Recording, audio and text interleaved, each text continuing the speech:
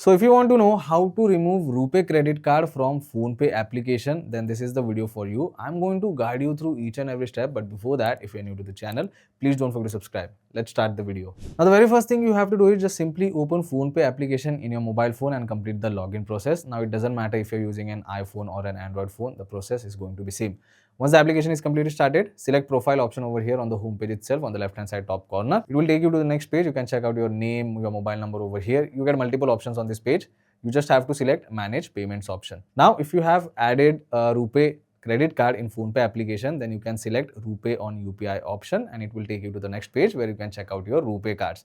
Now I have added HDFC Rupay credit card in my PhonePe application. In order to remove it completely, all I have to do is just simply select the card. Again, you can check out some basic details over here on the next page. You can check out UPI IDs, which is linked to this particular credit card. Now, in order to delete it, all you have to do is just go down and at the end, you get an option of unlink credit account. You can tap on it and it will show you a pop-up screen. And also it will give you some important information like you will not be able to send money using this credit account on PhonePe app.